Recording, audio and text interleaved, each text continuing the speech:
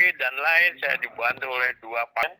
Pada waktu kita menjelaskan mengenai perkembangan filsafat dan teori hukum melalui skema dari mulai zaman purbakala sampai zaman modern, maka pada zaman Renaissance itu muncul pada abad ke-19 itu suatu ajaran, aliran, mazhab yang amat terkenal yang lalu kalau Anda lihat skema itu di bawah Renaissance itu adalah positivisme hukum dari John Austin dan Hans Kelsen. Coba lihat skemanya, ya. Nah, itu lahir abad ke-19 karena pemikirannya itu dianggap baik gitu, bagus ajaran ini, maka lalu ajaran ini diterima langsung mengglobal. Termasuk Indonesia juga menggunakan ajaran ini melalui Belanda biasalah. Nah, tapi sekarang ini setelah lebih kurang berapa abad ya sejak berlakunya positivisme hukum itu, banyak timbul karena pemikirannya itu tertumpu kepada hasil pemikiran siapa yang berwenang membuat undang-undang. Jadi setiap undang-undang dasar semua negara menentukan bahwa yang berhak membuat undang-undang itu adalah misalnya kalau di kita pemerintah dan DPR. Begitu. Jadi dibatasi kelompoknya gitu. Nah, karena dibuat oleh satu tim gitu, jadi seringkali tidak living law, tidak hidup dalam masyarakat. Jadi isi dari perundang-undangan yang tertulis itu adalah isi dari pemikir-pemikir yang membuatnya, dan seringkali tidak living law dianggapnya. Nah, jadi sudah banyak kritik hebat terhadap ajaran yang di abad ke-19 itu diterima umum ya, karena pada abad ke-19 itu kalau ada kepastian hukum itu yang akan diterima umum, karena pada zaman itu banyak otoritas tirani yang berkuasa. Jadi kalau ada ajaran hukum yang menentang ajaran otoritas dan tirani itu segera disambut baik oleh masyarakat. Tapi ternyata dalam perkembangannya setelah sekian lama, entah seabad atau 2 abad gitu, banyak kritik. Artinya sering banyak terjadi tim yang ditugaskan untuk membuat undang-undang itu, kemudian ternyata isinya tidak living law gitu, tidak sesuai dengan kehendak rasa keadilan yang tumbuh di dalam masyarakat. Karena apa? Karena ajaran ini menghendaki dalam bahasa Belandanya kalau Anda mengerti, yaitu Reine van alle niet-juridische elementen. Artinya hukum itu harus dibersihkan dari anasir-anasir yang tidak fisiologis, tidak filosofis gitu. Jadi sering banyak undang-undang yang dibuat dengan dasar ajaran ini tidak sesuai dengan rasa keadilan masyarakat yang sudah berkembang. Jadi sering didemo kayak di kita. Tapi di kita juga ajaran itu kan masih digunakan. Ajaran positivisme hukum. Lihat aja. Ayo aja didemo kan. Termasuk undang-undang yang terbaru ini. Nah, mungkin ajaran ini harus sudah ditinggalkan oleh para pengkritik terhadap ajaran ini. Dan di sebelah kanan saya di bawah abad purbakala saya tulis ada ajaran-ajaran baru yang modern yang bisa menggantikan positivisme hukum yang dianggap sudah tidak kredibel lagi. Nah, diantaranya kita lihat di situ ada beberapa macam aliran, misalnya aliran dari Amerika, ya, anthropological jurisprudence, socio-anthropological jurisprudence, ajari Roskumahan, teori hukum pembangunan dari Mohtar Kusumaatmadja, teori progresif dari Profesor Sacipto Raharjo, teori hukum integratif dari Profesor Romli, dan banyak lagi sebagai alternatif mengganti ajaran yang sudah expired itu dianggap oleh para pakar hukum modern kita. Nah, pada kali ini saya akan menampilkan beberapa teori atau mazhab aliran yang disarankan itu tadi, yang ada beberapa, untuk mengganti mazhab positivisme hukum dari John Austin dan Hans Kelsen. Mari kita mulai dengan Gerakan Studi Hukum Kritis atau diingkat GSHK. Gerakan Studi Hukum Kritis atau GSHK. Nah, saya mencoba mensarikan critical legal studies ini yang diterjemahkan ke dalam bahasa Indonesia oleh Ifdal Kasim. Coba cari bukunya, buku dari Pak Ifdal Kasim ini, untuk Anda bisa lebih mendalami apa sih ajaran ini. Sebab unik, aneh gitu ya. Nanti saya tunjukkan keanehannya. Awal kebangkitannya sekitar tahun 1977 di Madison, Wisconsin, Amerika Serikat, dalam pertemuan Conference on Critical Legal Studies. Dihadiri oleh berbagai latar belakang akademi, praktisi hukum.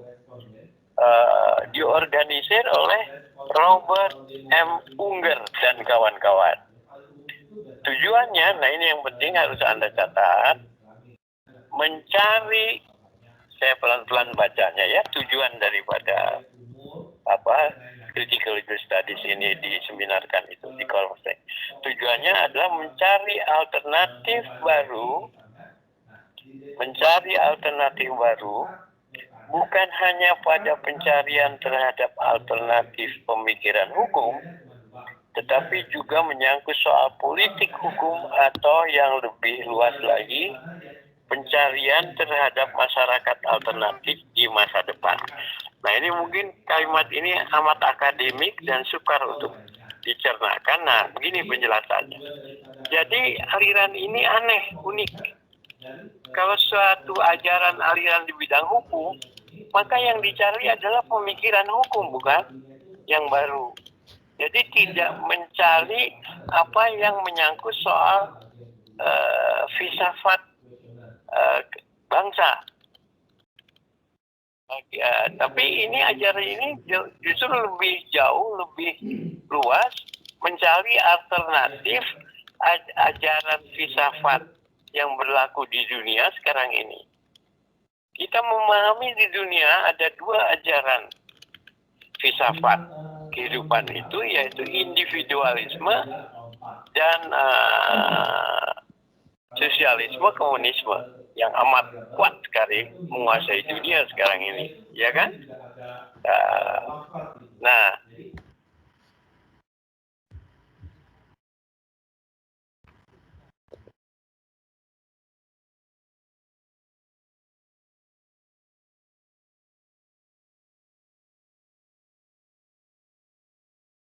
izin admin ke unmute, jadi suara Prof nggak kedengaran.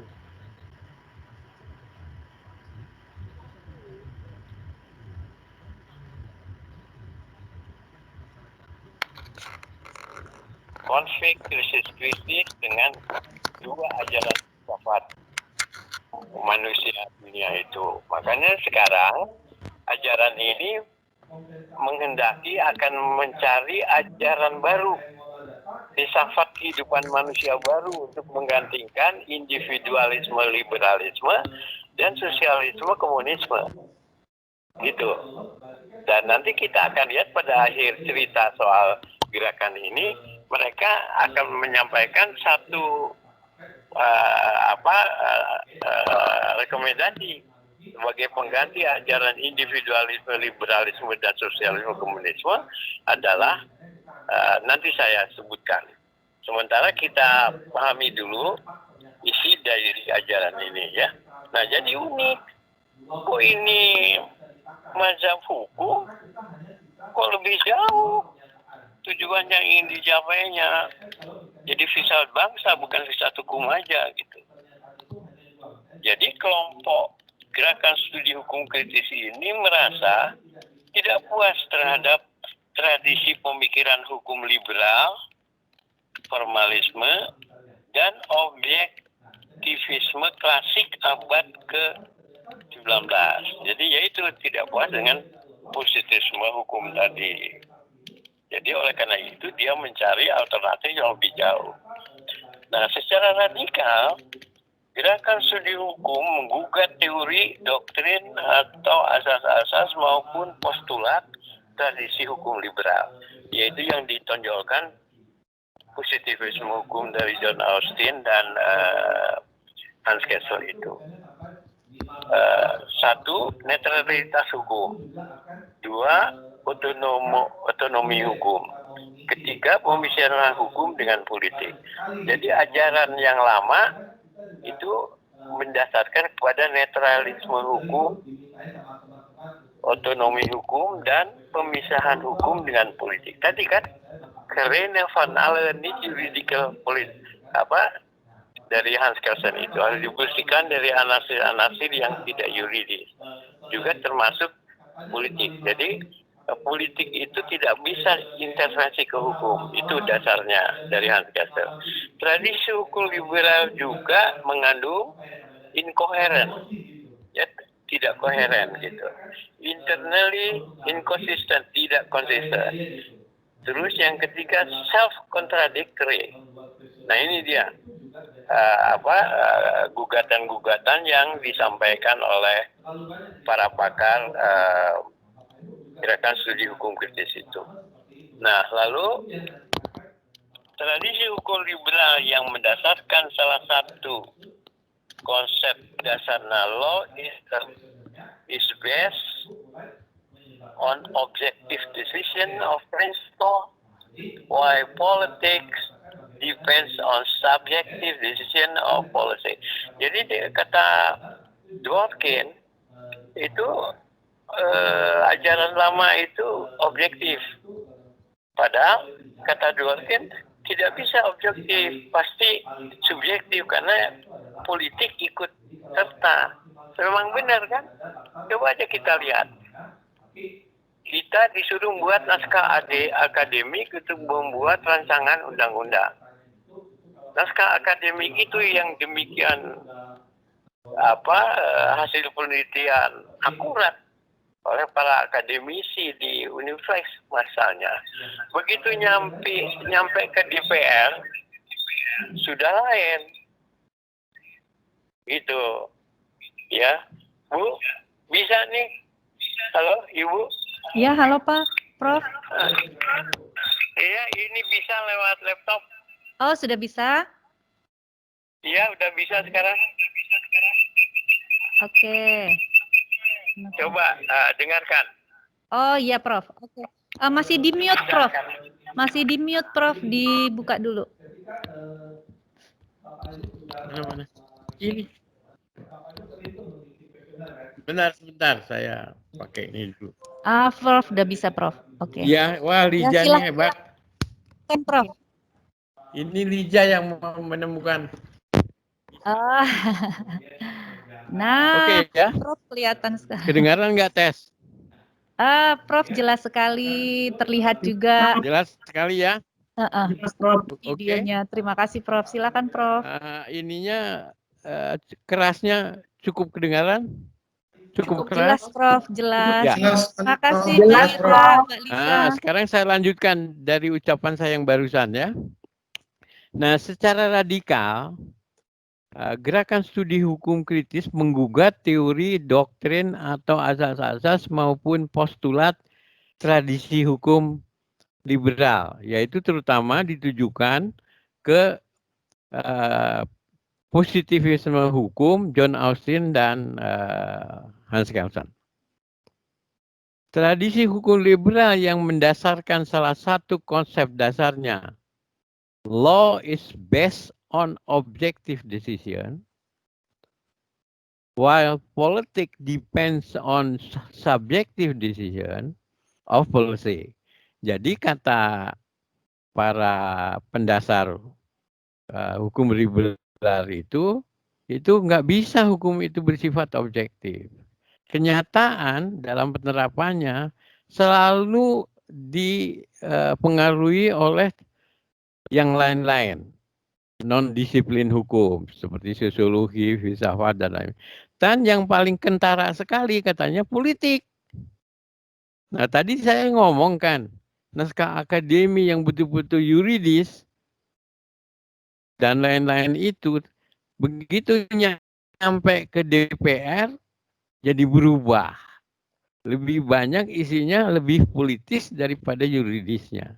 Ya itu mah risiko demikian karena yang berwenang membuat undang-undang adalah pemerintah dan DPR. Jadi keputusan DPR yang paling menentukan isi dari undang-undang. Begitu.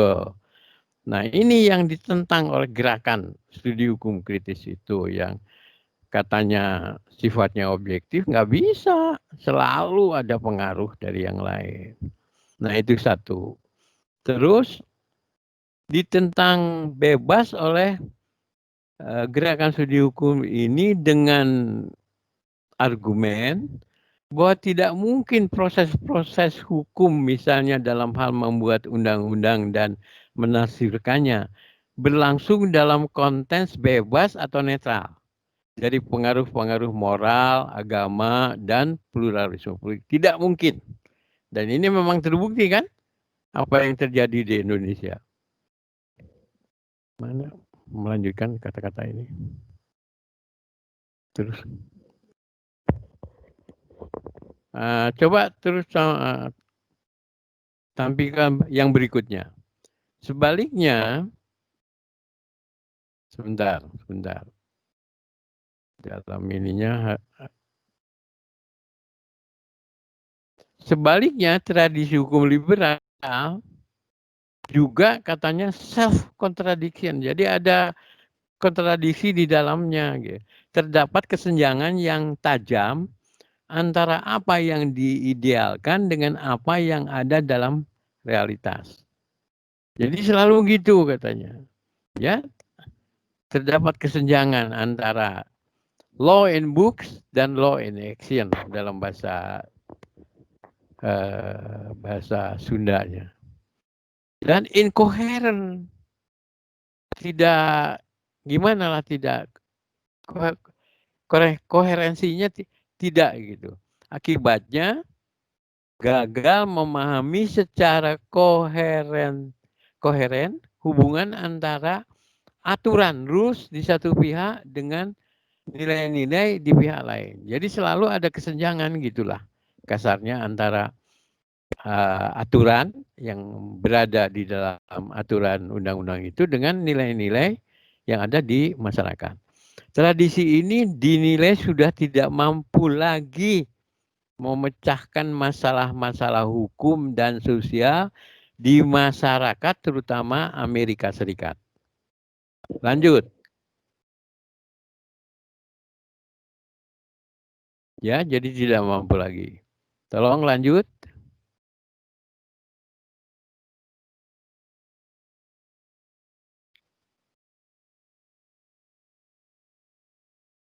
Ya, lanjut. Nah, sekarang coba kita lihat persamaan dan perbedaan gerakan studi hukum kritis ini dengan gerakan American Legal Realism di Amerika ya. Karena ini kan GSK ini lahir di Amerika sebagai mazhab yang paling modern sekarang ini gitu.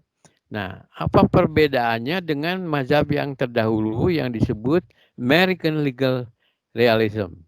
Nah, persamaannya mendasarkan pada pengkajian empiris terhadap hukum. Nah, ini beda dengan Eropa kontinental yang kita pelajari sehari-hari sebagai sarjana hukum, ya. Jadi ini rupanya menganut mazhab atau sistem hukum yang Anglo-Saxon, bukan Eropa kontinental.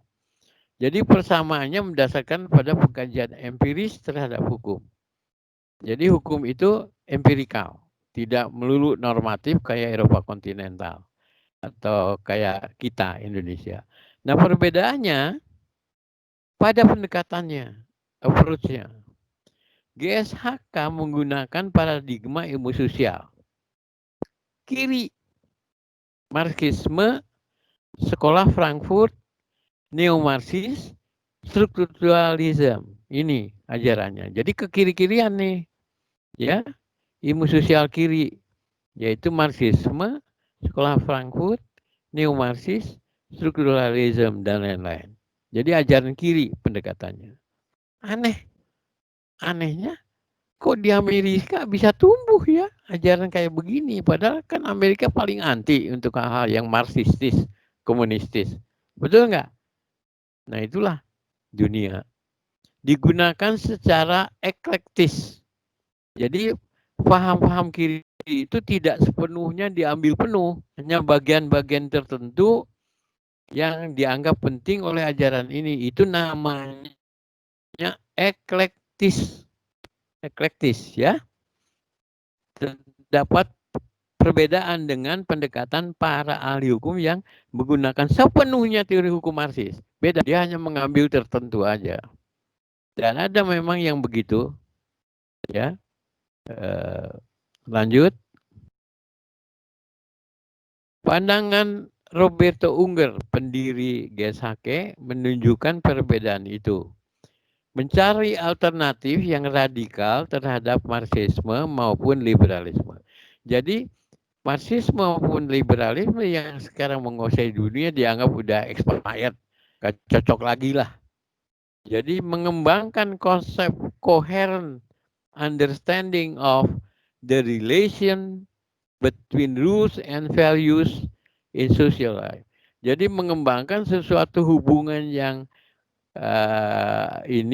harmonis antara law in book itulah dengan nilai-nilai yang hidup dalam masyarakat. Jadi tidak senjang, tidak terpisah. Nah ini menawarkan suatu program untuk menggantikan liberalisme dengan Marxisme tadi itu dengan yang beliau sebut super liberalisme. Nah, apa yang dimaksud ini? Anda baca bukunya dari Unger itu, ya, atau dari Critical Legal Studies. Apa yang dimaksud dengan super liberalisme? Ya, nah Anda boleh memikirkan apakah tepat atau tidak pandangan Roberto Unger itu. Nah, kalau boleh saya berpendapat dan mengkritik, yang barangkali nggak tahu ya apa Anda semua sependapat nggak kritik saya terhadap GSHK ini. Pertama, rekomendasi yang disarankan untuk menggantikan liberalisme termasuk hukum liberal dan Marxisme dan hukum Marxisme cabangnya itu adalah super liberalisme. Menurut saya, selama masih ada kata liberalisme, tetap aja acuannya ke liberalisme. Pasti induknya. Jadi ya boleh dikata dia tetap menyarankan liberalisme yang digunakan bukan Marxisme, tapi yang diperbarui menurut atau yang kelemahan dari liberalisme itu dicoba ditutup dengan pendapat dari Roberto Unger atau GSHK. Jadi apa? Ya sama aja. Tidak merubah inti dasar pemikirannya liberalisme. Betul nggak? Kalau menurut saya, kenapa kok mereka harus mencari lagi pengganti liberalisme dan Marxisme? Coba pelajari filsafat kita, filsafat bangsa Indonesia, Pancasila. Itu merupakan pemikiran yang berbeda dengan dengan Marxis dan liberalisme. Dan saya anggap pikiran bangsa kita inilah yang tertuang dalam Pancasila itu yang dianggap memenuhi syarat untuk digunakan sebagai acuan manusia di dunia. Karena di dalam Pancasila itu terdapat keseimbangan juga di bidang hukumnya. Keseimbangan antara hak individu dan hak community. Seimbang. Tidak seperti individualisme liberalisme. Yang kuat adalah hak individu. Tidak bisa diganggu. Sedangkan di Marxis itu hak kuat adalah negara, komunitinya. Kalau kita dilihat, dipertimbangkan. Jadi suatu ketika kemungkinan community dimenangkan, misalnya ada tanah yang diperlukan oleh negara dan masyarakat untuk jalan tol. Ya kita harus serta-merta memberikan tanah itu tentu dengan penggantian yang wajar, seimbang. Jangan dirugikan pemilik tanahnya. Begitu. Jadi kita tidak bisa jalan tol lewat, rumah kita tetap ada di tengah-tengah, nggak bisa. Itu pikiran individualisme. Ya, sebaliknya negara tidak bisa mengambil begitu aja tanpa penggantian hak yang wajar. Itu Pancasila. Saya kira itu lebih bagus ketimbang liberalisme atau Marxisme yang atau juga superliberalisme yang disarankan oleh Unger ini dengan gerakan studi hukum kritisnya. Nah itulah saya kira ajaran terbaru yang paling modern mengenai ajaran hukum yang aneh dan unik ini, yang menurut saya juga nggak cocok buat, menurut saya sih dengan kritik saya yang tadi itu, menurut saya justru disarankan harusnya filsafat Pancasila kita. Sayangnya kok nggak ada seorang Indonesia pun yang mencoba menjadikan ini untuk mengglobal, menggantikan kedua alternatif tadi. Ya, itulah inti pemikiran secara singkat dari gerakan studi hukum kritis. Oke, kita lebih lanjut ke teori yang dikembangkan oleh Mokhtar Kusumaatmadja, yaitu teori hukum pembangunan. Backgroundnya gini, latar belakangnya. Kenapa muncul teori hukum pembangunan di Indonesia ini? Begini latar historical backgroundnya. Pada waktu itu, entah gimana, mungkin ada kekeliruan, khilafan atau bagaimana, ternyata Pak Mokhtar diberhentikan sebagai guru besar Univ Pajajaran di zaman Bung Karno waktu itu. Tapi alhamdulillah beliau tidak ditahan atau bagaimana, tidak dilarang keluar. Beliau langsung pergi ke Amerika karena entah gimana Pak Mokhtar nih kalau dengan Amerika ya, sampai-sampai saya mengatakan beliau ini sudah kayak orang Amerika aja lah, karena ayo aja bolak-balik ke sana itu. Waktu beliau jadi rektor, saya kepala biro rektornya orang kedua di Univ Pajajaran, itu sering yang jadi rektor itu saya gitu, karena Pak Mokhtar ayo aja terbang. Nah kebetulan beliau melanjutkan studi pemikiran hukum di Harvard University dan mungkin ketemu dengan Roscoe. Waktu itu Roscoe dekan dari Harvard Law School di Amerika. Anda tahu sendiri kan? Oh, yang namanya Harvard Harvard University itu nomor 1 di Amerika dan di dunia. Kualitasnya hebat deh. Pokoknya lulusan Harvard, kalau saya sih boleh nyombong lah. Sebab pasti tidak mudah ya untuk bisa lulus jadi lawyer atau apa. Nah Mokhtar rupanya di sana. Tapi tidak mengambil degree lagi karena beliau sudah punya Master of Laws dari Yale. Nomor 2 hebatnya di Amerika. Jadi rupanya beliau tidak melanjutkan untuk mengambil PhD atau apa enggak. Cuma beliau mempelajari ajaran baru di Amerika yang dikembangkan oleh Roscoe dengan ajarannya yang dikenal dengan Anthro-Sociological Jurisprudence, yang inti pemikirannya bahwa law as a tool of social engineering.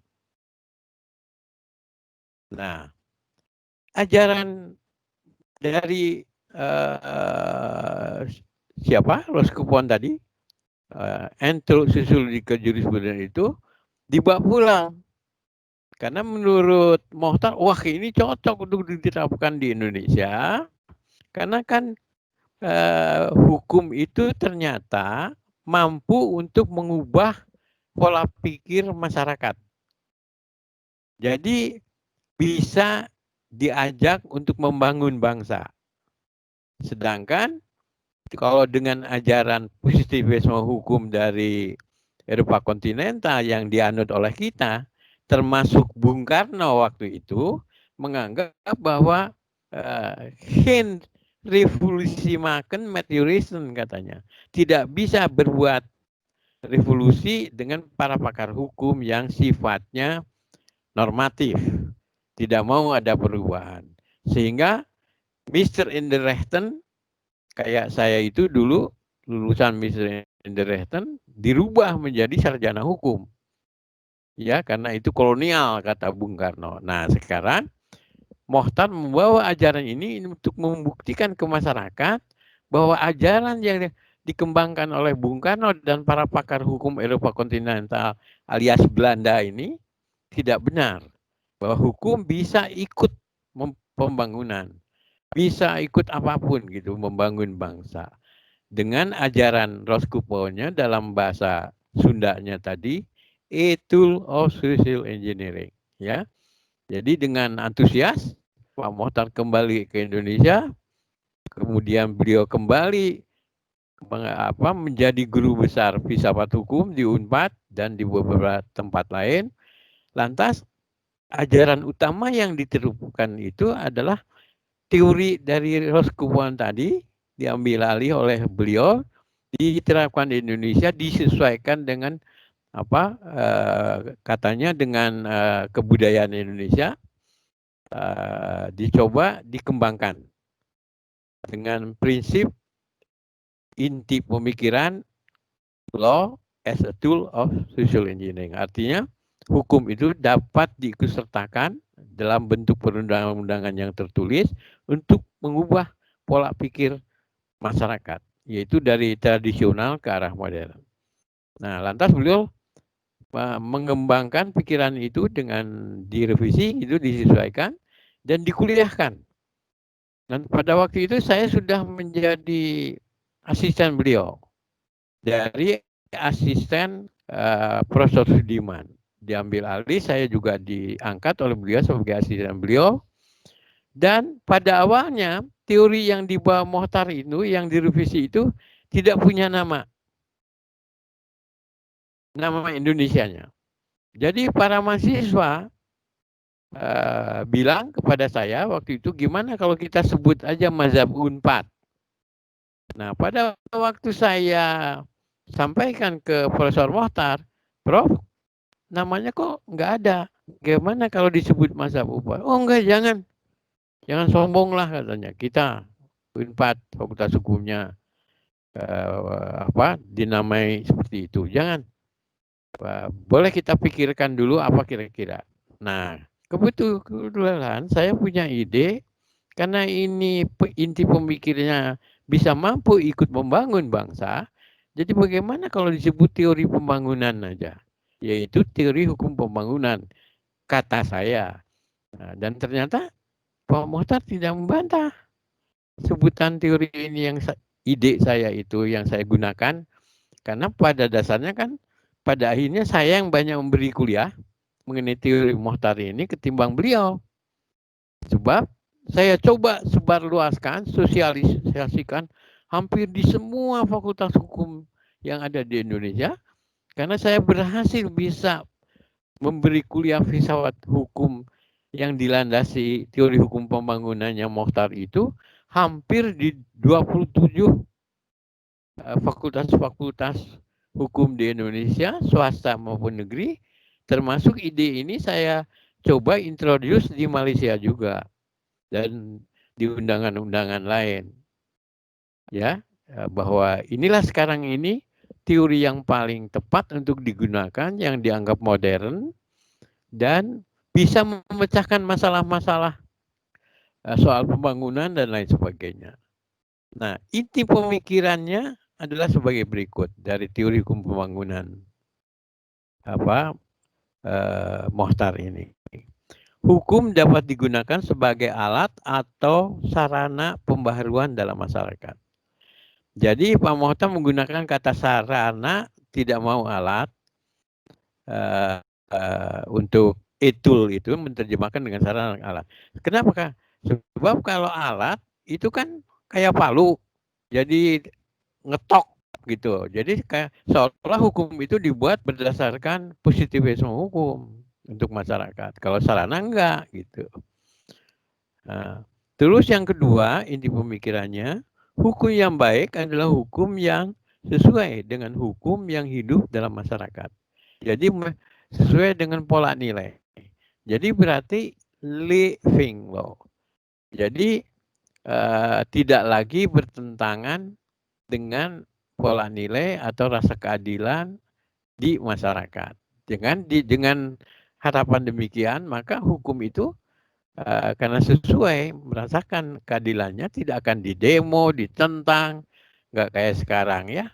Kita masih menggunakan positivisme hukum ala Eropa yang amat normatif, tidak living law. Belum aja undang-undang itu selesai dibuat, udah di demo. Itu berarti ya landasan dasar teoritisnya udah nggak cocok. Jadi sebetulnya Indonesia harus mengubah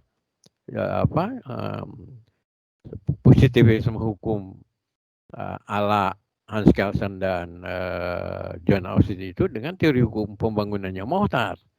Ya. Alasan teori, pandangan, konsep hukum sebagai sarana pembaharuan masyarakat ini disebabkan oleh pertama, ini alasannya, adanya anggapan bahwa hukum tidak dapat berperan bahkan menghambat perubahan dalam masyarakat. Nah ini revolusi makan maturation kata Bung Karno dan kata semua pakar hukum Indonesia yang 99% saya kira masih Eropa kontinental sentris. Telah terjadi perubahan pemikiran tentang hukum dalam beberapa dasawarsa ini. Jadi dalam beberapa dasawarsa ini, beratus tahun ini, ada berubah pemikiran hukum itu.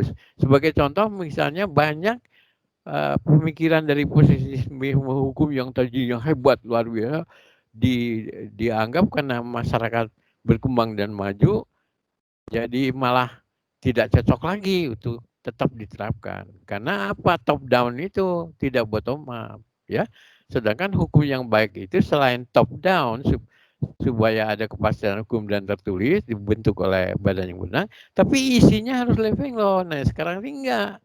Isinya adalah mereka yang membuatnya gitu. Jadi akibatnya ditentang. Jadi ada perubahan pemikiran dari yang amat normatif ke normatif yang sosiologis, antropologis, ekonomis, politis, atau dari normatif melulu ke normatif yang multidisipliner. Jadi menentang anggapan Hans Kelsen yang hukum itu harus dibersihkan dari analisis yang tidak yuridis.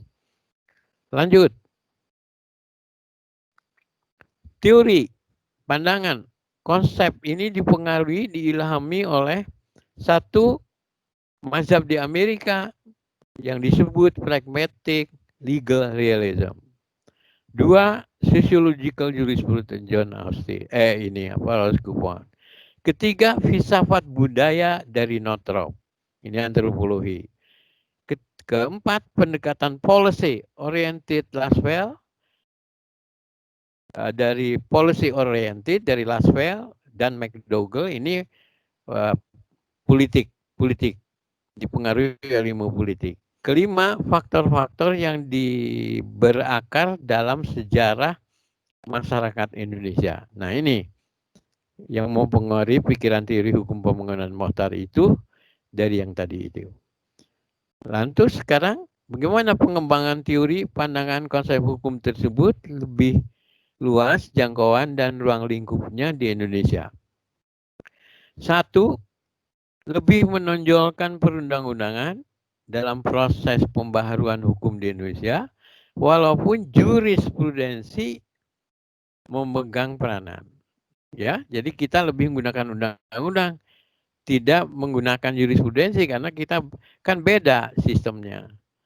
Ya, kalau yang menggunakan jurisprudensi itu Anglo sistem, ya, Amerika CS menolak aplikasi mekanistis dari konsepsi law as a tool of social engineering. Jadi tidak kayak palu gitu. Jadi undang-undang itu kayak palu, dibuat dari atas, tek, diterapkan berlaku. Tidak mengindahkan isinya itu harus living law yang dikehendaki oleh masyarakat. Itulah masih menganut positivisme hukum dari John Austin Hans Kelsen yang dianggap sudah tidak layak lagi digunakan. Ketiga, disadari Indonesia sudah menjalankan asas hukum sebagai sarana pembaharuan. Ini yang ketiga ini adalah hasil penelitian Pak Mokhtar sendiri setelah kembali ke Indonesia. Ternyata Pak Mokhtar mengikuti arahan dari Karl Popper bahwa temuan teori apapun yang hebat itu tetap harus terus-menerus dikaji ulang karena tidak mutlak kebenarannya. Tidak absolut kayak ciptaan Tuhan. Jadi harus selalu diuji ulang karena mungkin akan terjadi perubahan sesuai dengan perubahan yang timbul di dalam masyarakat. Jadi oleh karena itu Pak Mokhtar mengikuti ajaran dari Karl Popper harus difalsifikasi temuan apapun karena tidak ada yang mutlak, semua hanya cenderung benar. Nah, ini yang ketiga itu ternyata Pak Mokhtar menemukan banyak hukum yang berlaku di Indonesia, terutama di zaman kolonial dulu, yang disebut ordonansi, isinya itu social engineering. Artinya ordonansi yang dibuat zaman kolonial itu tujuannya bukan hanya sekedar dilarang pengayolan karena itu pembunuhan menurut abad modern, atau dilarang janda kalau suaminya mati ikut bunuh diri, bukan hanya sekedar dilarang perbuatan itu karena melanggar undang-undang pidana, tapi juga mengubah sikap mental yang tradisional itu tadi, diarahkan mereka yang selalu melakukan tradisi seperti itu, yang tradisional ke arah menjadi bersifat modern. Sebab kehidupan modern tidak boleh melakukan tradisi yang tradisional tadi. Jadi harus dilarang melalui undang-undang. Nah, jadi itu social engineering dan lebih jauh. Nah, jadi hukum sebagai sarana pembaharuan didasarkan atas pemikiran bahwa adanya keteraturan atau ketertiban dalam usaha pembaharuan atau pembangunan itu merupakan suatu yang diinginkan atau bahkan dipandang mutlak perlu. Kedua, bahwa hukum dalam arti kaidah atau peraturan hukum memang dapat berfungsi sebagai alat mengatur atau sarana pembangunan dalam arti penyalur ke arah yang dikehendaki oleh pembangunan atau pembaharuan. Nah, sekarang ini pada zaman Indonesia merdeka, sebetulnya banyak peraturan perundang-undang yang dilandasi secara tidak sadar oleh pembuatnya teori hukum pembangunan Mokhtar sebetulnya. Sebagai contoh, adanya ketentuan bahwa kita harus punya KTP, punya akte kelahiran. Kalau punya tanah harus dalam bentuk sertifikat, tidak boleh dalam bentuk tradisional kayak dulu. Kalau dulu itu hanya di lurah tuh bukan sertifikat, tidak boleh lagi sekarang. Ini semua larangan-larangan ini dan kita harus mematuhi Ini tool of social engineering karena negara global modern dimanapun tiap orang punya ID, punya KTP. Tiap orang punya akte kelahiran. Tanah juga dalam bentuk sertifikat yang akurat dan lain-lain. Dan pada abad setelah merdeka ini sebetulnya secara tidak sadari banyak para pembentuk hukum itu mengeluarkan aturan-aturan sebetulnya dari ajaran Mokhtar tadi gitu, tapi tidak sadar. Jadi ya kita bisa memahami lah, oleh karena ya tidak semua pakar hukum itu murid Mokhtar gitu ya, atau yang pernah memperoleh kuliah dari saya yang berputar-putar di Indonesia itu di 27 universitas swasta maupun negeri ya. Nah, jadi dan ada hal baru lagi dari teori ini yang patut kita garis bawahi, yaitu tentang tujuan hukum menurut teori ini atau fungsi hukum. Jadi kalau secara klasik kita selalu mengatakan tujuan hukum itu untuk ketertiban dan keadilan, dengan ajaran baru itu ditambah dengan yaitulah landas hukum itu dapat berfungsi sebagaimana melakukan pembaharuan dalam masyarakat. Jadi ada 3 fungsi: ketertiban, keadilan, dan tool of social engineering. Jadi diluaskan tujuan hukum itu dengan pemikiran modern dari teori hukum pembangunan Mokhtar tadi. Lanjut. Jadi teori ini menjadi landasan. Jadi teori ini menjadi landasan pokok kebijakan hukum nasional yang tercantum dalam GBHN 1973 dan Repelita 2 bab 27 itu dulu. Setelah GBHN ini enggak ada, sudah tidak jadi lagi rupanya landasan pokok ya. Sekarang ini seenaknya aja landasan pokok kita ini. Udahlah sistem hukum Indonesia belum juga tertampil hingga saat ini padahal kita udah merdeka 70 tahun. Ya, jadi pada kemana nih para pakar hukum kita yang ulung-ulung? Lanjut. Beberapa masalah dalam beberapa teori ini, kesulitan untuk secara rasional dan pasti menetapkan prioritas yang sesuai dengan kebutuhan masyarakat. Untuk membuat hukum yang sesuai dengan kebutuhan dan kesadaran hukum masyarakat. Nah, ini masalah-masalahnya yang dihadapi. Pada masa pembangunan, prioritas adalah perundang-undangan yang menunjang usaha pembangunan. Jadi bersifat netral, yang erat kaitannya dengan faktor budaya dan spiritual masyarakat dilakukan kemudian. Jadi Mokhtar juga mengembangkan satu asas teori baru bahwa hukum itu ada yang netral dan tidak netral. Hukum yang netral seperti hukum bisnis, transportasi, elektronik boleh setiap saat dibuat karena tidak ada kaitannya dengan keyakinan kebudayaan dan keyakinan masyarakat. Tapi di samping itu ada juga yang namanya hukum yang sifatnya tidak netral, yaitu yang berhubungan dengan faktor budaya dan spiritual masyarakat. Misalnya hukum keluarga, waris, perkawinan. Itu tidak boleh sembarang. Sebagai contoh misalnya hukum waris kita sekarang. Sebetulnya yang mengglobal dan modern itu kan bilateral. Artinya waris itu jatuh ke anak-anak kandung. Tapi ternyata di masyarakat kita masih ada budaya matrilineal dan patrilineal. Ada warisan yang jatuh ke nini mama dan ke laki-laki.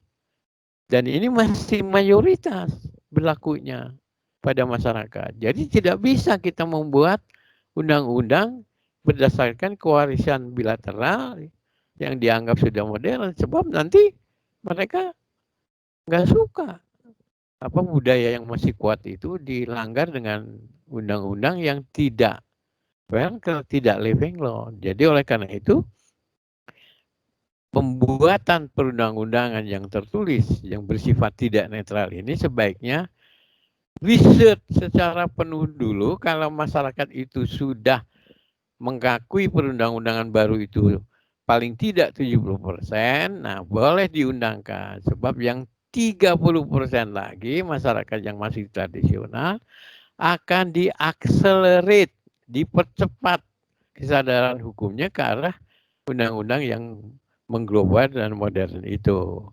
Jadi kalau ingin membuat undang-undang kewarisan bilateral misalnya ya, yang dianggap modern, jadi semua warisan dijatuhkan anak, lakukan riset di masyarakat yang masih matrilineal dan unilateral itu, patrilineal. Kalau udah 70%, nah bolehlah kita bikin undang-undang kewarisan bilateral yang warisannya jatuh ke anak-anak. Makanya undang-undang perkawinan kita yang terlalu cepat dibuat, wah ampun. Pernah ada penelitian di seluruh Jabar mengenai syarat umur perkawinan. Itu pasal 19 undang-undang perkawinan di seluruh Jawa Barat masyarakat menentang, tidak mengikuti aturan itu. Banyak perkawinan terjadi di bawah umur yang menyebabkan tingkat perceraian tinggi. Ini faktor budaya ini. Baru umur 13 sudah dikawinkan. Ya, cepat cerai lah karena tingkat pendidikan yang masih rendah. Nah, itu dia ya. Jadi ternyata dengan teori baru ini ada pemikiran baru bahwa dalam pembuatan undang-undang itu kita harus melihat azas ini yang dikembangkan oleh Mohtar Kusumaatmadja seperti yang sudah saya uraikan. Lanjut. Agar perundang-undangan yang dibentuk sebagai sarana pembaharuan itu efektif, maka satu, proses pembentukannya harus dapat menampung semua hal yang erat hubungannya dengan bidang atau masalah yang hendak diatur dengan undang-undang itu. Nah itu syaratnya. Oke, jam berapa? Sebentar ya, sebentar. Nah, yang kedua, dalam penerapannya diperlukan perhatian akan lembaga dan prosedur-prosedur yang diperlukan dalam pelaksanaannya. Harus disertakan segera. Jangan undang-undang hanya disebut law in book saja. Tidak pernah dia bisa law in action. Ya, nah itulah supaya undang-undang itu efektif harus disiapkan. Kalau menurut Friedman sih ada struktur hukumnya, yaitu institusi-institusinya yang dalam proses penerapannya harus ada segera dibuat. Begitulah. Lanjut. Jadi ada definisi baru mengenai hukum itu, tidak definisi yang amat normatif dari Belanda yang kita pelajari sampai sekarang dan dipegang oleh kita. Menurut ajaran baru ini, maka pengertian hukum itu menjadi meluas. Bahwa hukum itu tidak hanya merupakan azas dan kaidah hukum, tapi juga merupakan gejala sosial budaya. Ini akibat pengaruh di Amerika dari para pakar antropologi hukum dan sosiologi hukum. Dalam penelitiannya ternyata hukum itu bukan hanya apa kita dapati di dalam perundang-undangan tertulis, tapi di masyarakat juga ada, yaitu yang sifatnya sosiologis dibentuk oleh masyarakat, dan yang living law, ada yang merupakan bagian dari budaya masyarakat, yaitu pola nilai yang hidup di dalam masyarakat itu. Jadi definisi inilah yang dianggap definisi modern, luas, dan lebih mampu menyelesaikan masalah-masalah hukum di masyarakat. Sebab kalau hal melulu normatif hukum itu azas dan kaidah, itu banyak sekali masalah hukum di masyarakat tidak mampu diselesaikan. Contoh, pedagang kaki lima, perjudian, seks,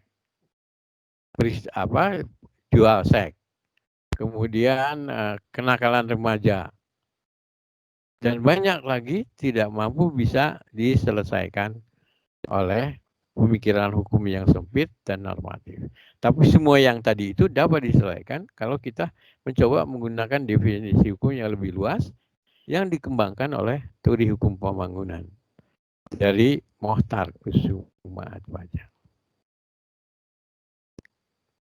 Nah, sebagai tambahan ada sedikit dari saya. Pada waktu Mohtar menjadi menteri apa juga melakukan falsifikasi, menguji ulang teori hukum pembangunannya fase pertama ini. Dan ternyata juga ada kritik kepada teorinya Mohtar ini, misalnya dari Profesor Romli, teori hukum integritas, dan banyak lagi yang lain dari para pakar hukum jenius mengkritik teori Mohtar itu ya. Misalnya tidak futuristik, kalau nggak salah ini dari Profesor Sunaryati ya, dan banyak yang lagi. Nah, tapi pengkritik itu tidak tahu bahwa dari hasil falsifikasi terhadap teori pembangunannya ini ada Pak Mohtar mengembangkan hal baru, yaitu teori hukum pembangunannya itu tidak lagi berlandaskan teori-teori dari Amerika, Harvard, tidak lagi dilandasi oleh aliran-aliran yang mempengaruhinya, yang tadi kan ada pragmatic legalism, policy oriented, tidak lagi. Tapi beliau memilih sekarang sebagai landasan teoritisnya itu adalah mengambil satu filsafat bangsa kita, yaitu Pancasila. Jadi sekarang beliau mengembangkan teori hukum pembangunan dengan dasar filsafat Pancasila.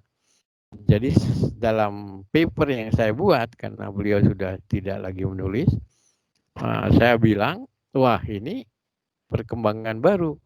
Bukan lagi teori Mohtar itu import dari Amerika, tapi bersumber dari filsafat bangsa kita sendiri, filsafat Pancasila, sehingga saya mengkriteriakan apabila seorang pakar hukum, genius, mengambil filsafat tertentu sebagai landasan teorinya, kayak Aristoteles mengambil teori filsafat realisme, Plato filsafat idealisme, Grotius filsafat ketuhanan. Itu berarti beliau itu beranjak dari seorang pakar hukum menjadi seorang filsuf di bidangnya.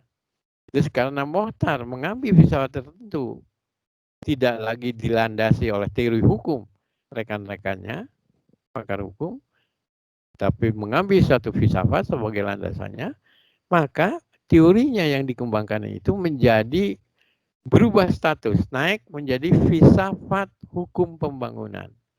Jadi menjadi grand theory, bukan hanya sekedar applied theory. Bukan sekedar hanya bisa diterapkan, tapi beliau menjadi inti pemikiran yang tinggi, grand theory, filosofikal. Dan Mohtarnya sendiri, saya anggap beliau menjadi seorang filsuf dalam bidangnya. Ini saya berani mengatakan demikian. Baca aja paper saya mengenai hal ini.